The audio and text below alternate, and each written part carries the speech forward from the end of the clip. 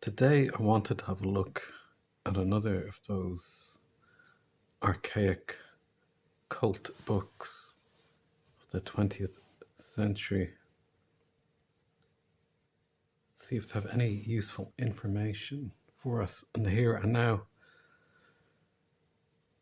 Remember, Be Here Now, which has passed into pop culture through George Harrison's 1973 song, Be Here Now, which was borrowed for the title of an Oasis album in the 90s. And in that kind of daisy chain of pop cultural references, original meaning and context is lost. This is the original book. I think it might have originally been like a pamphlet.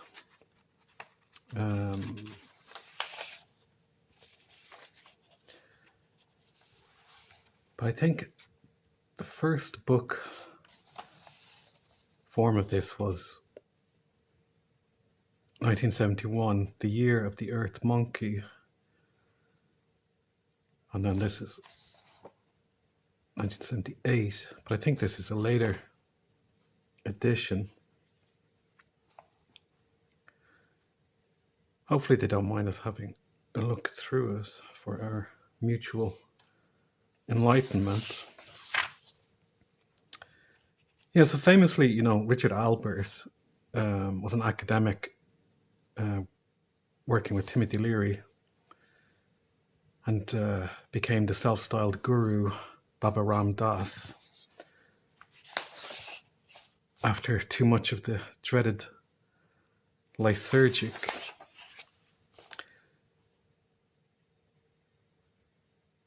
You get a bit of his life story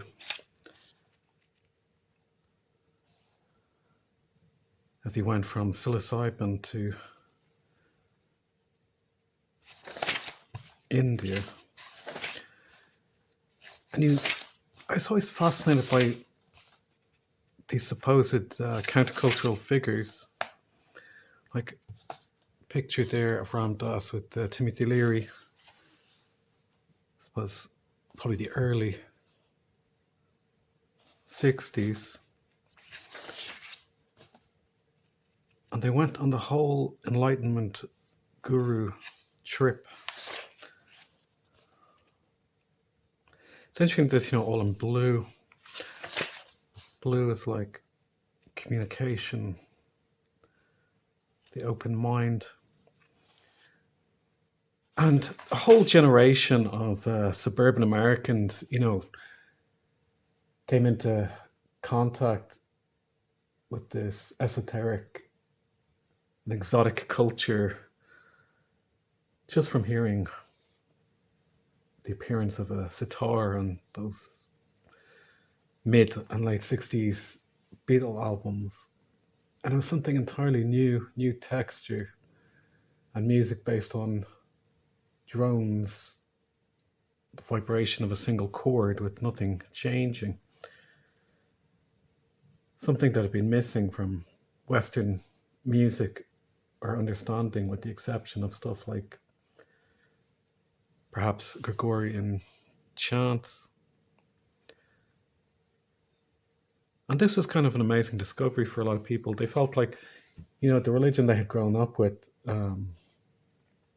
the Christianity of World War II America, felt hollow in some ways. And I think you have to understand that Christianity that was delivered after World War II was like a kind of social control system. It was something under the dominion of the military-industrial complex. It was like a social glue. And in some ways, people reacted to that by going east, seeing the West as being all about the mind and the ego, and the East about opening the heart into the divine now. But prior to that, people like Steiner used to tell us that there was nothing really served by going into exotic traditions.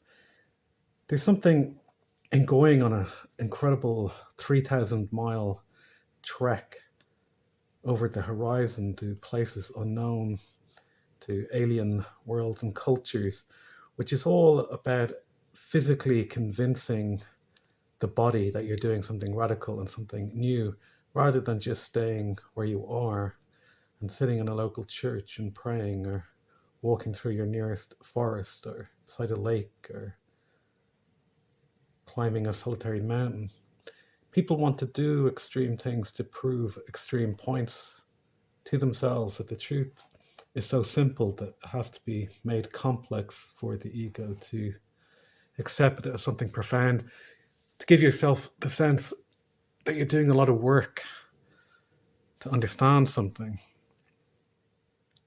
And this generation of people who are coming from that academic world, who could only at some point understand that they were also tools of the military industrial complex. Ultimately the same people who were manufacturing the weapons of war, the 60s and 70s, were the same corporations making your Rolling Stones and Beatles and Pink Floyd records, And, we're left to look at this as way markers, to try and understand what people got right in the past, what the streams of these countercultural currents were, and how they ended up today, where every small town has shops selling incense and yoga classes happening in local community centers. How did we get there? I mean, the suburban child in the 1960s America, hearing Indian sounds from the Byrds and the Beatles, and being introduced to Ravi Shankar, and then Hinduism and the Hare Krishnas, saying, "Oh no, these are really spiritual people. Look at them," seeing all the traps of the material world.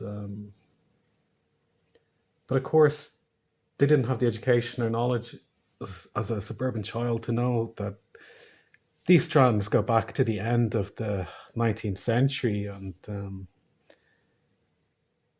the Theosophical movement and Madame Blavatsky, and all of that, who are creating that new age by the turn of the 20th century in the 1900s. And as Theosophy evolved into Steiner's anthroposophy, it all kind of went to sleep a bit through the World War II, and then it all explodes out again in the 60s with those experimenting with psychedelics, LSD and psilocybin, mescaline, DMT. They sought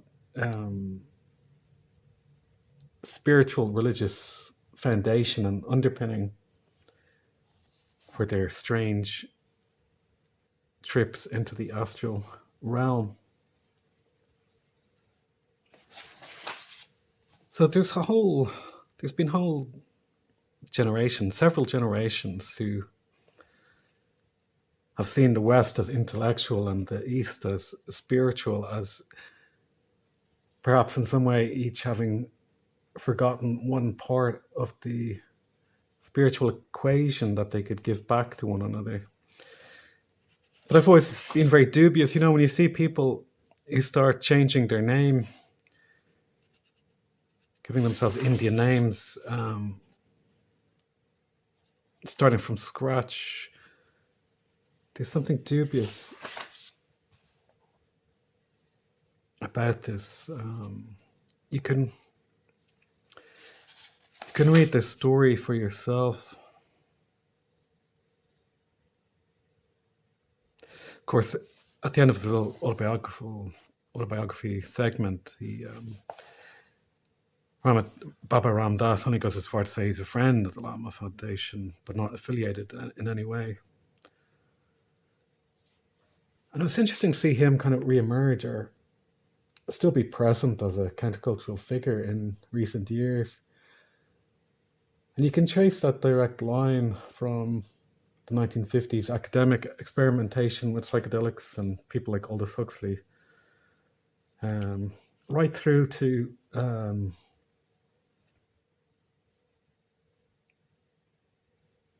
right through to the later generation in Silicon Valley doing their microdosing. It's the same strand of thought going back over 100 years, and there truly is nothing new under the sun. I mean, the normie midwit reaction to a lot of this stuff is just to kind of scoff at cults and weirdness. But the reason cults are successful and ideas grow like wildfire is because they have truths in them. And instead of trying to determine at this stage in the game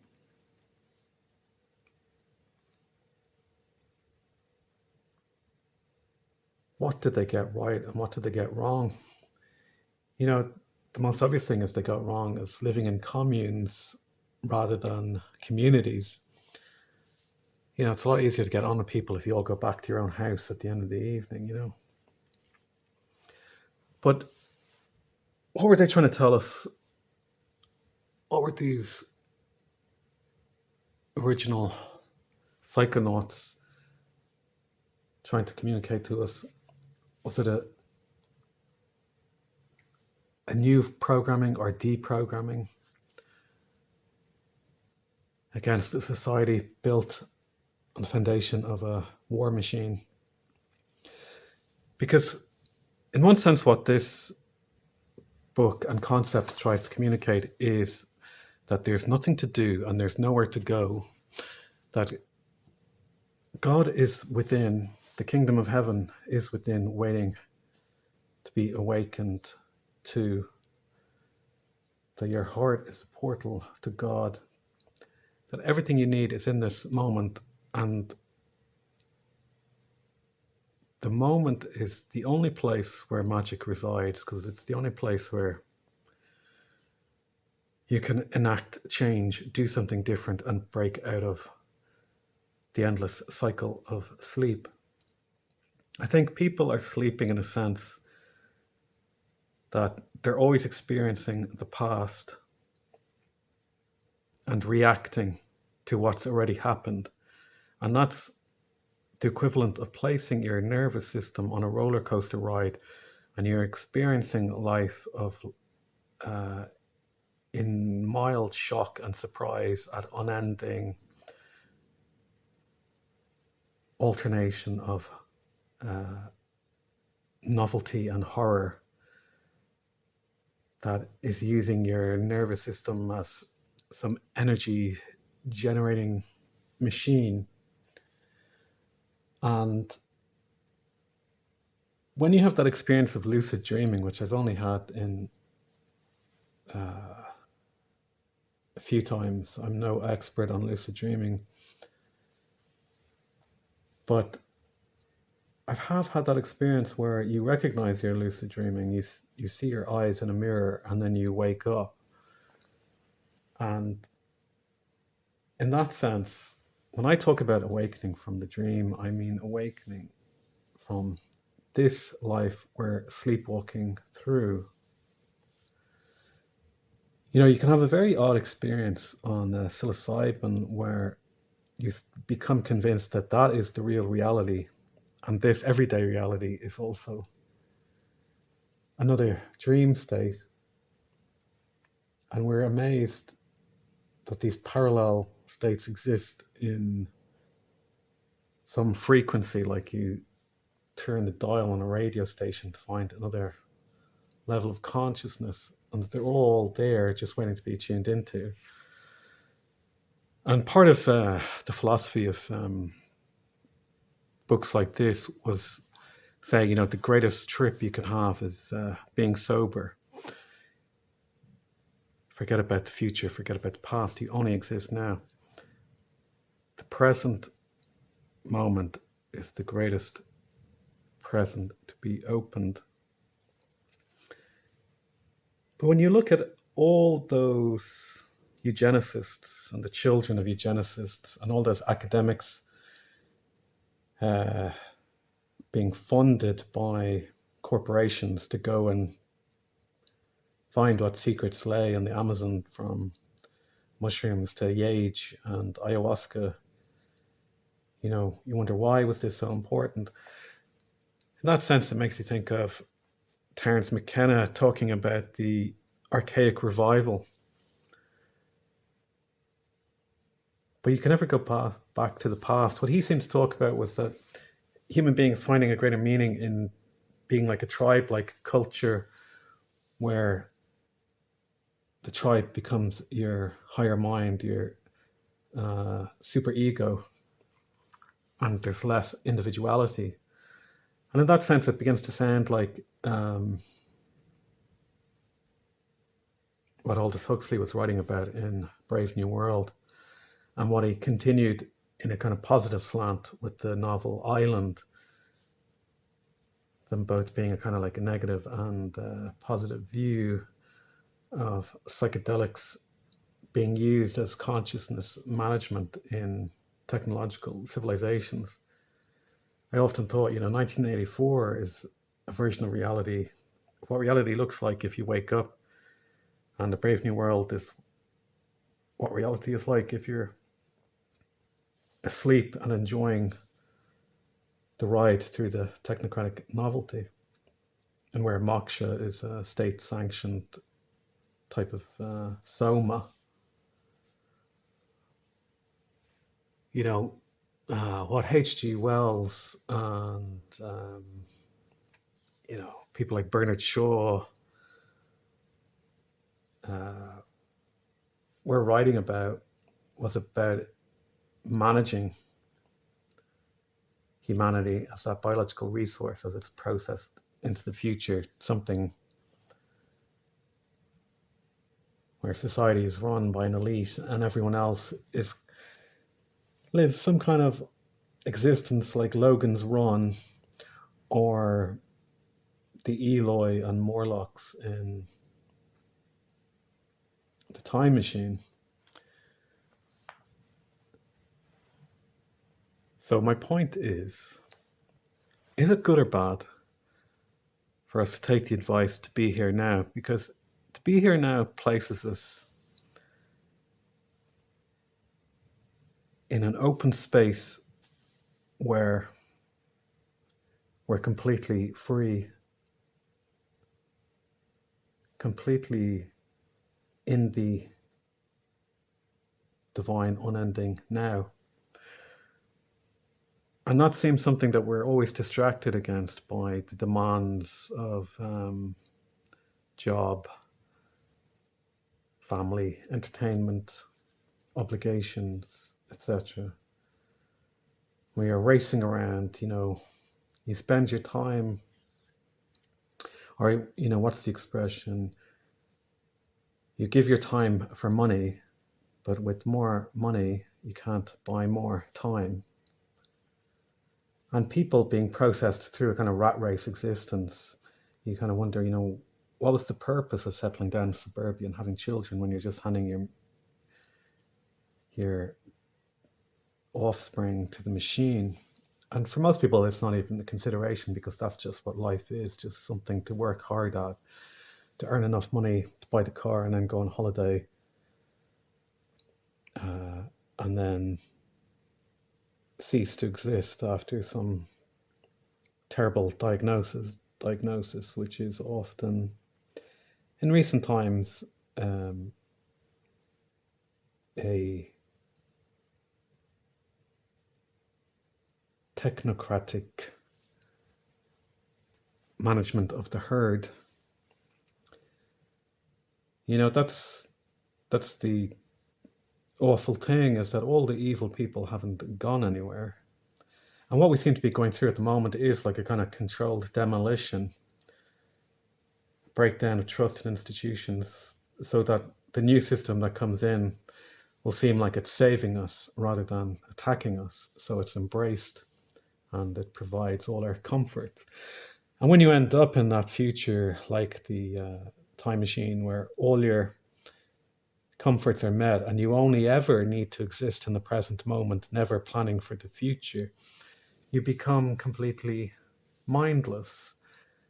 Um, you become completely dependent on the state. You live at its mercy.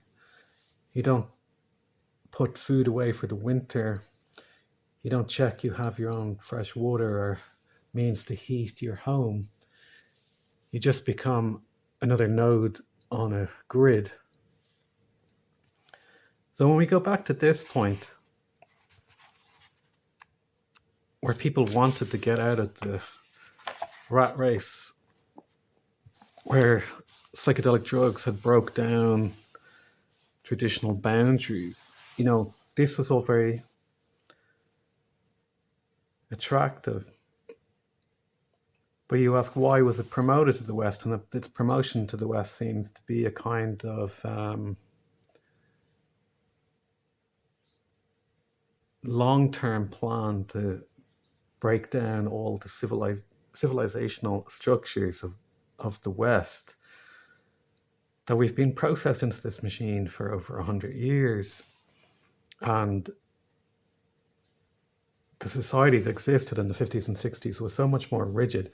It's easier in a way to see how stuff like this, these ideas, were put in to create fragmentations.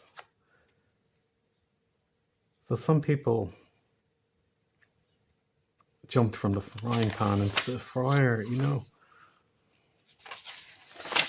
we all need to return to the present moment. It's the only place where we can create from. But to remain in this present moment means not to protest, not to ask questions. It's to believe that by doing nothing, you can raise the consciousness of other people. It's true and it's untrue. It's one path out of the maze, taking you into another maze. But we've gone through this very long transition through the year of the snake, and we're in a kind of pause at the moment. In a couple of days, it's finally the year of the horse, where we hope things will move and evil will be trampled underfoot, as the light is shone on a lot of things that people have ignored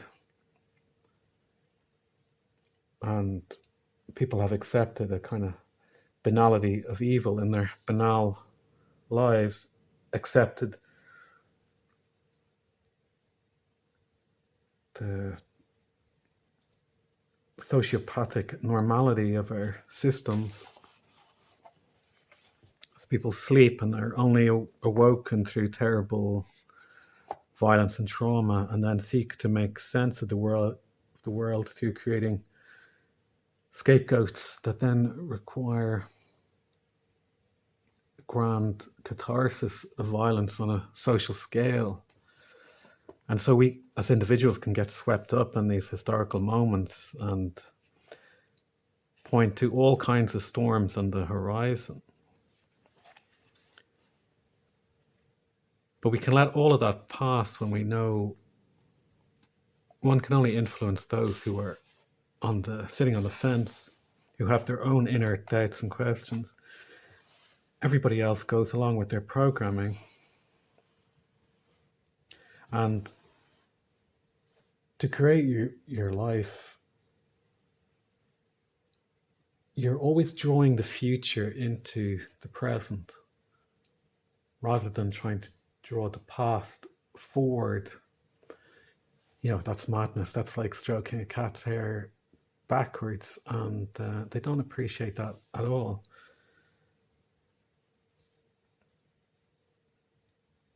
So, there's like People talk about the long dark night of the soul, going through the bleakness of the winter.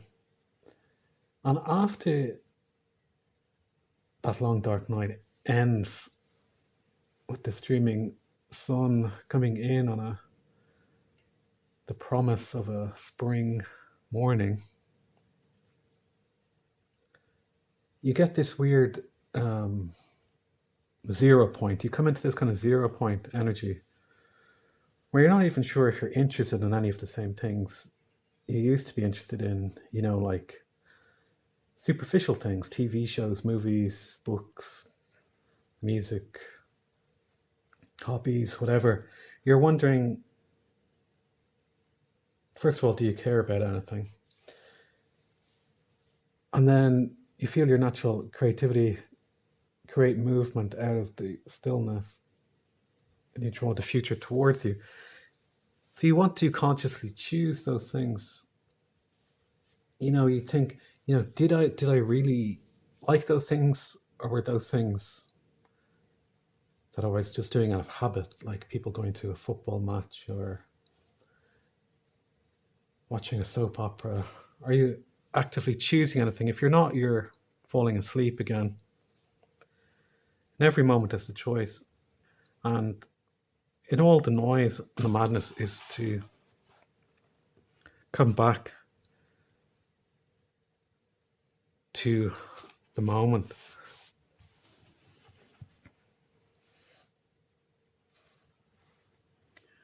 It's hard to get this in. But as we go forward from here, you can't stay in the 0 point. And in some ways, you wonder, do people get lost in that? People can have an experience of what they call non-duality, which is kind of like flipping out of existence, where your ego flips out and then you feel you're nothing more than just another vibrating part of the universe, equal to everything else that's vibrating in creation. But that's just one state of being, and people, I think, mistake that as the ultimate truth of existence. When I don't believe that to be the case, it's just another frequency that people have managed to tune into through various techniques of meditation, and sometimes by accident, or sometimes by creating simultaneous paradox thoughts in their mind. People can flip out of existence. Another way is that people can imagine when you're walking around and you're looking through your eyes at the world, you imagine that you have no head and your head is just completely open to the world. And if you can imagine this paradoxical thought that everything in the world is in you and everything in you is in the world, that you're not a body experiencing it, you can have a spontaneous flipping out of your consciousness. It gets very freaky if you just think about it.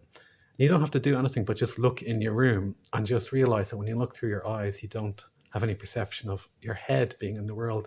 Your head is like a completely open camera, like medium of all information flowing through. But don't think about that while you're driving. The heart cave. Except ye be converted and become as little children, ye shall not enter the kingdom of heaven unless ye start again. Before that, trusting, open, surrendered being, the energy can't come in. That is the kingdom of heaven. The energy, it is the same thing. Cosmic consciousness.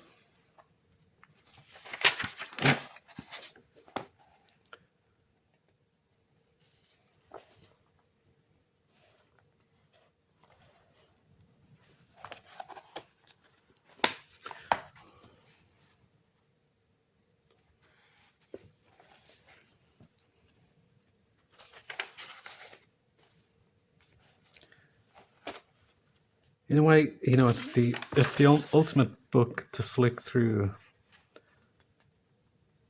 randomly.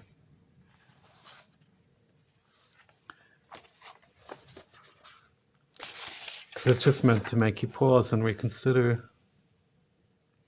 When you have quieted your mind enough and transcend your ego enough, you can hear how it really is. So, When you are with a candle flame, you are the candle flame. And when you are with another being's mind, you are the other being's mind.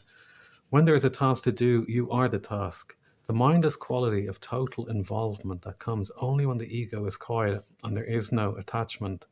It is only when you reside quietly in your own that you become he of total light, unbearable compassion, and infinite power. It makes me think of the Bible saying, when two are joined in the name of Jesus Christ, there he is. Meaning that when any two people are in communication, conversation, contact, eye gazing, a third presence appears. And in normal human romantic relationships, you could imagine that process becomes channeled into the normal organic nature of having a child, and then everybody goes back to sleep and the child is processed through school and college and corporate job. But what people experience in that moment of two people in connection, conversation, eye gazing, heart open, is coming into contact with that divine field of information.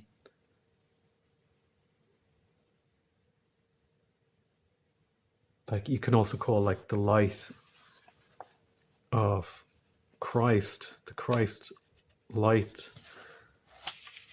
crystalline truth, and the green aura of the open heart. Because the heart is green rather than red, with red being something more analogous to romantic desire.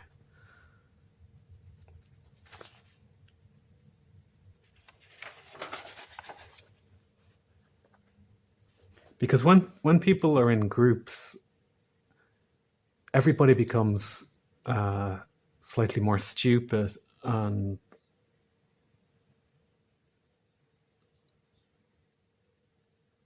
easier to control and manipulate. You know, people enjoy the buzz of people's energy bouncing off each other, I suppose, which is why people actually enjoy watching a rock concert in a football stadium, because it no longer really has anything to do with music. You know, a great musical performance is probably to something less than 1,000 people. A football stadium becomes like a mass ritual of energy creation and harvesting, in some sense like channeling of Lush to a dancing shaman on a stage, which is controlling the focus of attention, awareness, energy. It's why, you know, crowds are dangerous, you know, where people coming out of a football match or people out on New Year's Eve or something, it can very rapidly go from people being good-natured and singing and cheering to people smashing the windows of every parked car. But when you're in communication one-on-one, it's something very magical, which is why people make a career out of psychology and psychoanalysis, which just traps people in their problems, because talking about your problems and talking about traumatic events just forces your body to keep replaying them and maintaining you in shock. It doesn't lead anywhere. It makes neurotic people more neurotic. You see, it's a funny thing. You see, it's one thing Scientology gets right in being completely against talking therapy, because they figured out that when people talk about trauma, that you're just passing it on to one another. And some of that is dealt with when I made that short video about the book about William Burroughs and Scientology. It's something he realized the truth about it, about how people asleep in the dream are constantly passing their trauma on to one another. And in that sense, we're born into trauma as a kind of original sin in this world and society. That we have the most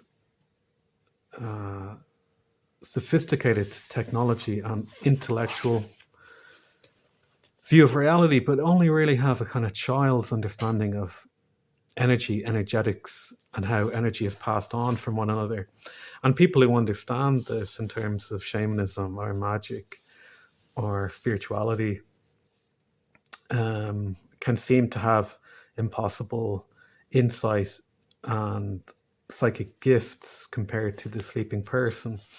And that's why people can become cult leaders or manipulate people, just selling secondhand cars or selling drugs or whatever, because you become aware of other people being in a trance and you hop on them like a predator seeing prey.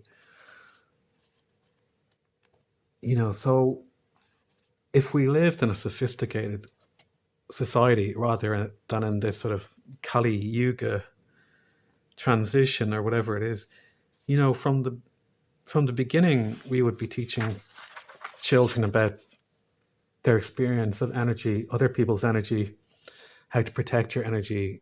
All those things would be happening in, early childhood, from 3 years old. And, Steiner didn't think children should be taught how to read or the letters of the alphabet until they were older because it interfered with their natural understanding of the world. They weren't in an intellectual world at that very young age. They were in a different world, and we were like forcing, school is always forcing children through their childhood. The biggest crime that's done to children is that they're told not to trust their intuition. You get a vibe that somebody is off, someone is bad, someone is nasty, someone is negative, someone is violent or has the potential for violence. But you're told, that's the teacher, that's the authority, and to accept it, or these are the people you have to spend your time with. While your natural inclination is to run away, and your natural inclination is quite right. So the worst crime that's done is about making children doubt their intuition, or burying their intuition in terms of social norms and acceptance and behavior and being molded into the in-group. Because the worst crime for the worst atrocity for the normie and midwit to experience is being part of the out-group. And these people are pathetic cowards who just outsource their intellect and their understanding of the world to people who view them as cattle. People who have any trust in the eugenicists and the children and grandchildren of eugenicists are coming from an ignorant view of reality, who have never become aware that they are sheep living amongst wolves. Those of us who had much more difficult times, you could say, were gifted a rite of initiation in awakening to the lies, banality, cruelty, and violence of these systems, where we fought to remain human and sovereign.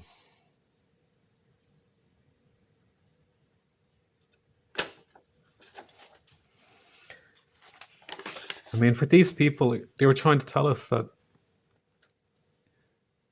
there are realized beings and that all those saints and gods were people who woke, and that we could wake up too without attachment. Surrender. You see that? Surrender. What are you giving up? a hollow little trip that's good for another 40 years at best. You're giving it up for eternal union with pure energy and pure light, because surrender means you no longer die. It's as simple as that. That's what it means, because you that lives and dies is you. Ego and fear of death only comes through the brittleness of the ego. Total surrender. Surrender. There's no more you, no more life and death. Yeah, I'm going to die. Wow, dig that. I'm going to live. Wow, dig that. Garbage. Wow. New blossoms on the tree. Wow. Patterns of energy. All patterns of energy. You're part of it all. That's the place.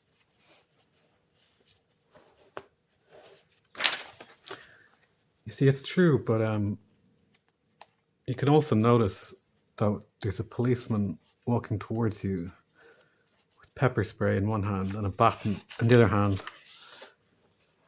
and he's going to remake your world for his salary.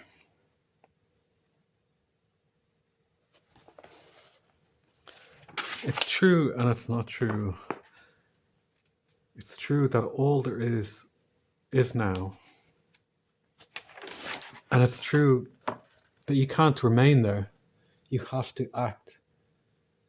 And you worry in some sense that what they wanted for people was passivity. And I tell you, I like a lot of that solo George Harrison music. It's probably some of the only mellow music that exists in my record collection. And in 1973, he did the album Living in the Material World and the song Be Here Now. And that was him looking for a spiritual meaning. He had that experience of incredible fame and wealth, and then using that fame and wealth to promote the concert for Bangladesh. Imagine he was doing good in the world with his celebrity, but then immediately became embroiled in all the legal problems of how you got that money to people who actually needed it, and all the people around him making money from the charity, the record companies and Alan Klein and etc. And at the same time, he had this terrible car crash where he was almost killed. And then around that time, his marriage broke up. And people listened to that album as George kind of mournfully lecturing his pop audience on not being enlightened and religious enough. But in a lot of ways, I think he's just talking to himself. He knew how, and people like that understood how empty fame and wealth was, how it ultimately didn't change your existence because you're still some part of the divine looking out at the world. And you could also see the material world as a game and a joke. And he could spend his money on sports cars, travel around the world, and go to prostitutes when he was bored, and have affairs and swap wives with his rock star friends, and see it all as a kind of game of distraction, of going towards and away from God, and continuous motion, and seeing which angel or demon on your shoulder wins. But there's an immaturity to all that as well, and self-indulgence of not accepting that all those choices create pain for other people to process, and that we're not free from those moral choices and how we affect one another. That it is a game, but it's also not a game, and all actions have consequences. And the liberation on the left-handed path is trauma being experienced by someone else on the right.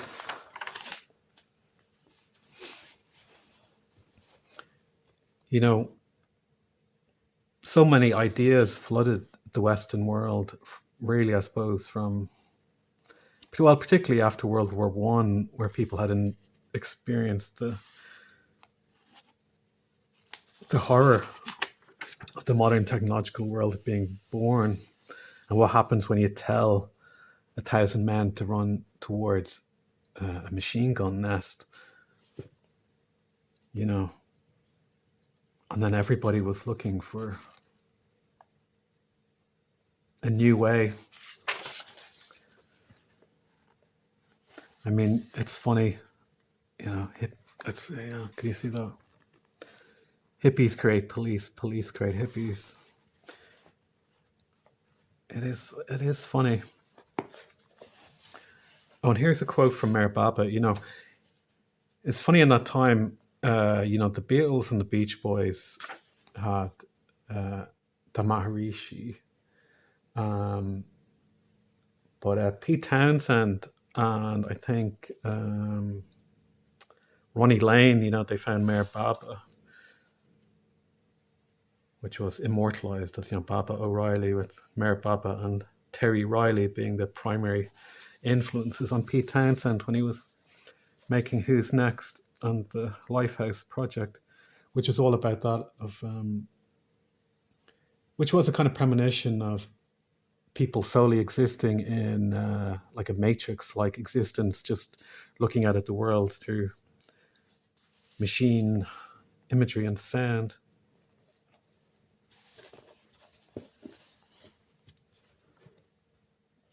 It's funny that you love the person whose ideas you are protesting against. Basically, a lot of misguided Bolsheviks in our contemporary Western society believe that by destroying the world, they're saving it because they can't process their own pain and trauma. So believe they have to act it out on the world stage and thus become a pawn of greater powers and actors in this magical theater of the absurd. All real change comes from within, and then you can act freely on the world stage as your own actor, writer, director, producer. But when you haven't looked at your shadow, you become a toy and pawn of far greater forces. When you don't know what role you're playing, you are the pawn in the game. Let's have a look at this. Love has to spring spontaneously from within, and it is in no way amenable to any form of inner or outer force. Love and coercion can never go together, but though love cannot be forced on anyone, it can be awakened in him through love itself. Love is essentially self-communicative. Those who do not have it catch it from those who have it. True love is unconquerable and irresistible, and it goes on gathering power and spreading itself until eventually it transforms everyone whom it touches. I think that's Mayor Baba, and I think he gave up speaking for a long period of time, and it always struck me seeing footage of Mayor Baba and seeing footage of Osho. You can really see what they did for people, you know,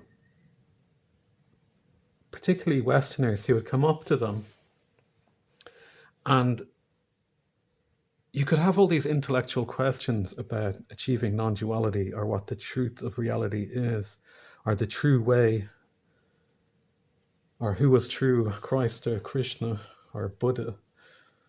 Obviously not the other guy who's unmentionable. But all that would happen is they would look in each other's eyes and smile, and the person would start crying until they would be weeping uncontrollably, because they're making this energetic link that's flowing in infinity into one another. And all they're doing is just seeing one another and accepting that each other exists. And that acceptance is something that everybody wants. But we're only given a fake acceptance in our day-to-day lives by running the social programs of how to behave. What we want is like our soul to be seen. We can tell one another we love them and we want love and we pursue romantic love. But what we truly want is acceptance, just to be accepted for existing without proving it, without having to list our credentials and accomplishments and amount of zeros in our bank accounts. We just want acceptance. And you see, that state of acceptance that opens out is like the acceptance of God, the divine, the immortal. That thing which animates us, and it's just flowing between two people, and it's something overwhelming because it's something we don't do for one another. It's something that psychologists and psychotherapists don't do. It's something that doctors don't do. It's something teachers don't do. It's something we don't really experience, except for when you might drop a brief anecdote in a coffee shop about the state of the weather. We just want to be seen as part of God and God in one another. And I don't know, it's funny, I could talk more about that, but in a way, you could create your own cult from it, people who just want to exploit. And Osho had his fleet of Rolls Royces, and the same with the Maharishi. And they would laugh about it, that these are just like figments of your imagination, of the dream of the material world. And we get disillusioned. I mean, another tangent with that is, it's strange how with the Maharishi, they developed this whole transcendental movement that was taken up by Hollywood and by America, and it's hard not to see spooky hands involved in that. Mike Love of the Beach Boys, George Harrison, Beatles, Donovan, all went on to promote it, and then it was strange that after so many years that Paul McCartney and Ringo Starr had kind of dismissed the transcendental movement, and the Maharishi, they came back supporting it again in the last 20 years. And David Lynch became a very public proponent of it and promoting it as a charity that would go into schools and work with traumatized soldiers coming back from Iraq and Afghanistan. And that all seemed very positive, but it's hard not to see that also as another intelligence project or another weapon being used that you could call an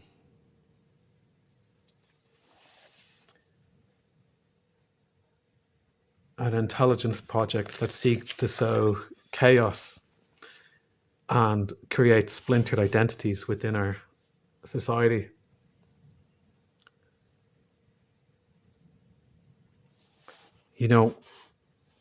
I will say what transcendental meditation seems to do is offer a form of enlightenment through mantra.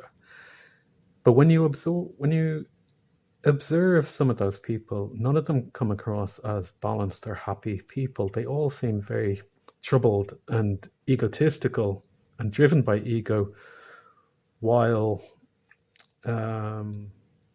believing they're happier and enlightened. But they don't come across like that. They come across, perhaps it's one of those cults that works for rich people, gives them that focus to live in a kind of self-justified abundance and wealth.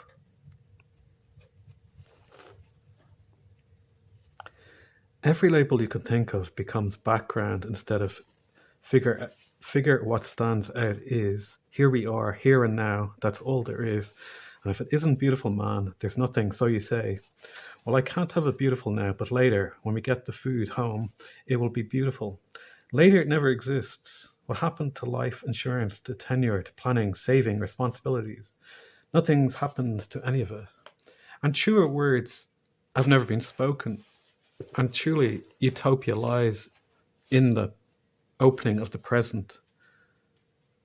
But also, if you don't plant seeds for next year's harvest, you're going to get hungry.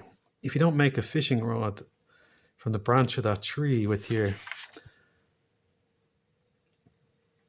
God-given ingenuity, you're going to go hungry. If you don't boil that water, you're going to get sick. Surfing, either you do it like it's a big weight on you, or you do it as part of the dance. When you understand the thought is the thought of thoughtlessness, your singing and dancing is no other than the voice of the Dharma. And it makes you think of the esoteric and occult messaging of those films like The Dance of Reality, Jodorowsky. But I found those films fascinating as they communicated some of these ideas, but they also seemed, in some ways, when you watch them again, like a kind of Masonic mockery of the cattle.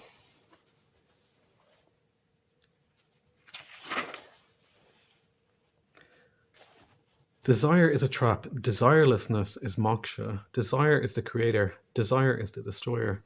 Desire is the universe. And you could say that was maybe the great lie of the sexual revolution. That what was actually happening was that by being liberated, by having every desire, you weren't becoming freer, you were creating more bondage.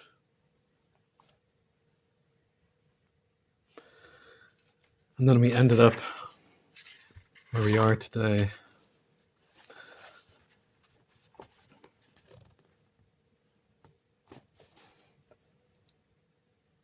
Buddha's four noble truths are very straightforward and very simple.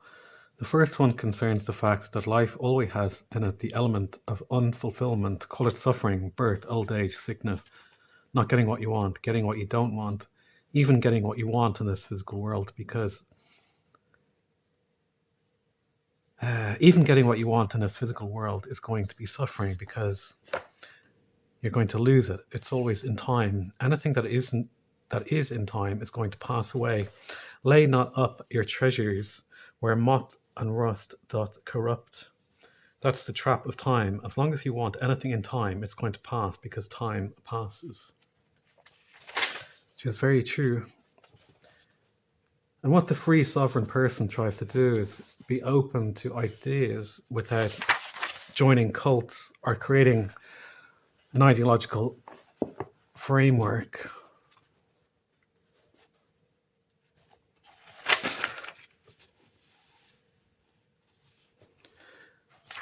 But for people who are asleep, they can't live in that sense of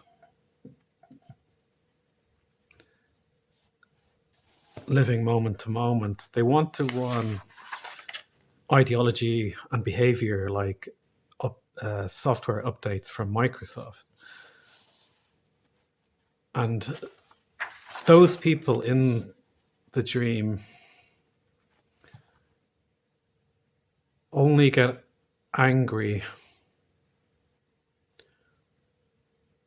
with you for trying to liberate them. And it's like the scene where the kind of hillbilly characters murder Jack Nicholson's character in Easy Rider. It's that same message that people will do a whole lot of killing to convince you they're free.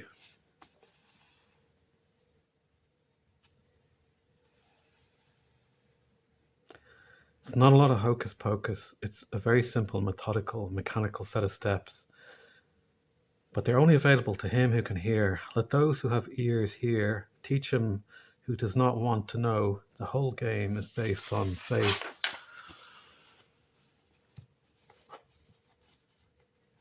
I was trying to tell you, that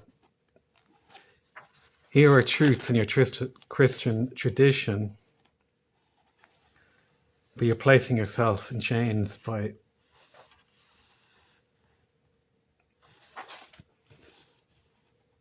not being open to the here and now. A lot of these pages, would make very good posters on their own, and it's that very rustic 70s brown paper organic health food shop. As I said, anything that you think is new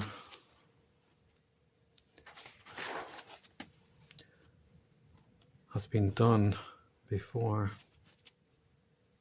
Ram is gone.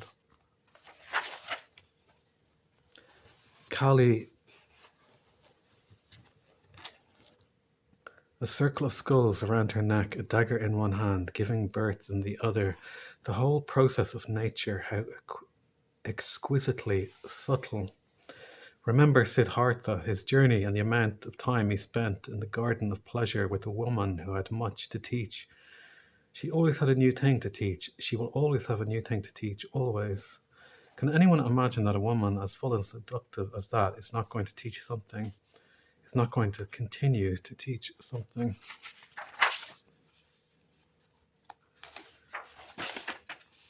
If every woman is a goddess, is every man God? Chopping wood and carrying water is karma yoga, the yoga of daily life.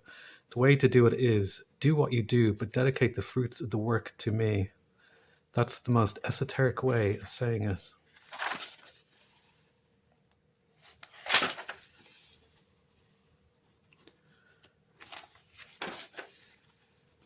Have a look at a few more pages.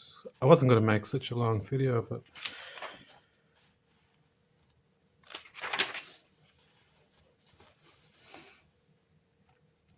there are so many strands of the counterculture that are playing out that people aren't really conscious of, and I feel like it all has to be disentangled to see what's useful and what's not, which was taking us towards liberation and what was placing us back in chains, and what are the everyday things we do which used to be the avant-garde ideas of the social engineers from the time of Bernard Shaw to H.G. Wells to Aldous Huxley to Timothy Leary to Ram Dass. We know we're all out of balance and we're all being entrained by the technology as we wake up and look at our phone, and our natural rhythms are overrode to be in harmony with the grid and the hive mind.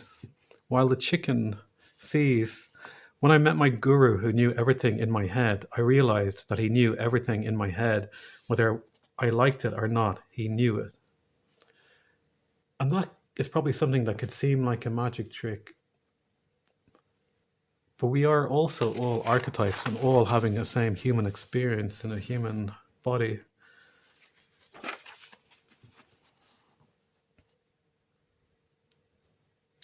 Where he saw me, he looked at me, and here in love, that's the world he lives in. And once I appreciated that and could see that he could look at this corrupt and pure ugly being and he could love, nobody had never done that before. Everybody had said, I love you if, and he just said, where you really are, where I really am, we are love. And when I was around him, I was in love, because there's love to make us produce a baby, and there's love to make us wake up, and there's love that's a birthright.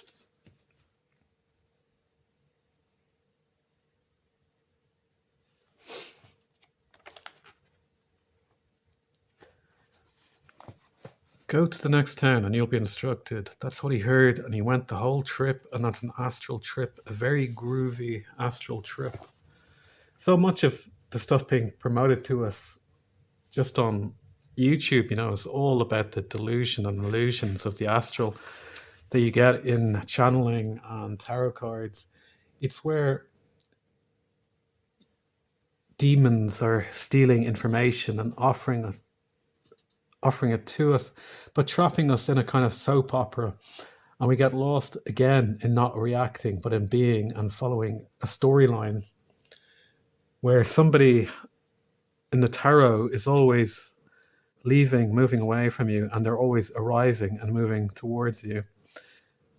And the channeled messages are always telling us how amazing we are, how fantastic, how talented, how creative, and puffing up our ego and telling us how terrible everyone else is.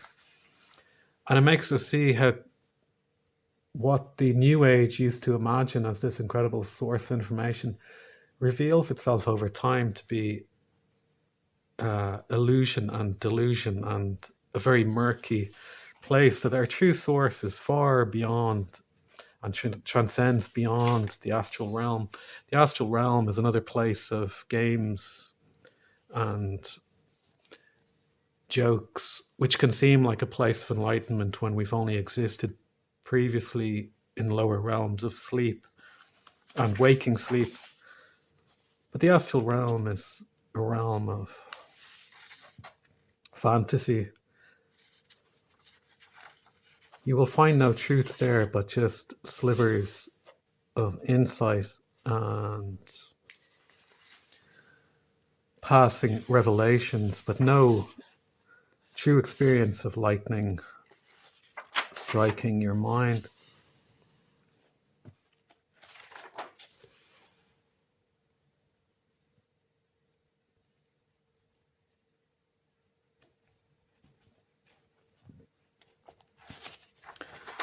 So much we experience now is just entertainment, whether it's spiritual entertainment or conspiracy entertainment or alternative news entertainment. But ultimately, there is nothing to do. There is nowhere to go and there's nothing to do.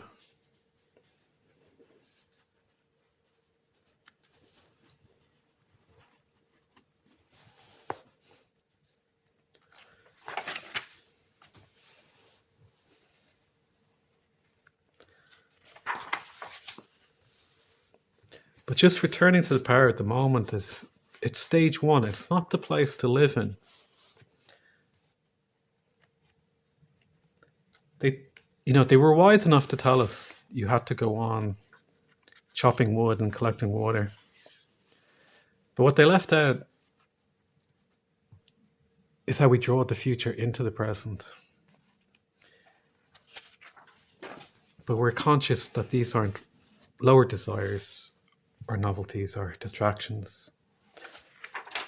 Because all the distractions of the technology are just using the miracle of the human electrical biology as a battery. It's just future of humanity as that fat person sitting in a chair in the Wall-E movies having all their needs satiated. And what happens to the elite is they get bored with that satiation of pleasure, so they become perverts and go insane, basically. You have to know that endlessly eating food or taking drugs does nothing but wear the inside out. It's all about a harmony between all these layers of awareness and energy. And everything in the society is about making us be off balance.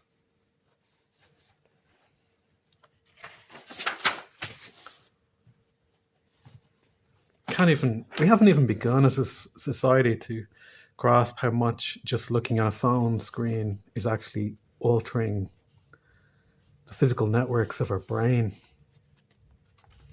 lowering our attention span. And then every movie and TV show is edited to place the flicker rate so we fall into a trance state. And you can only watch TV if you're constantly questioning what you're watching, why you're watching it, and what they're communicating to you.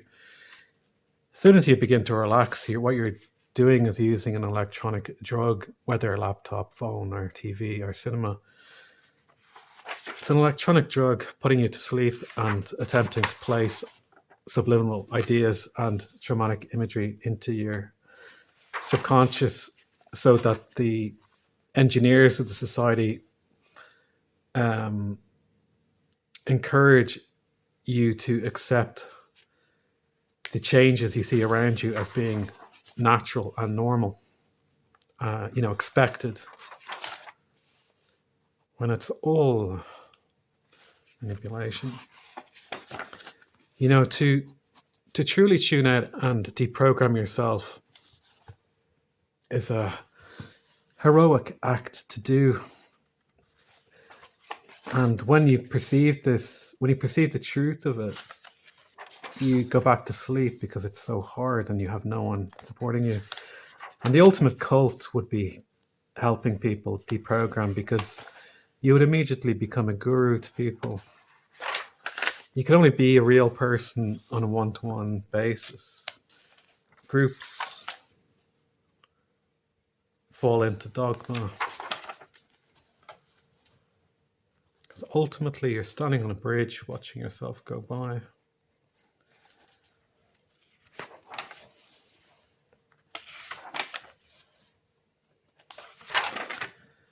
And then we get a cookbook, some tips, but really enough, something for another day.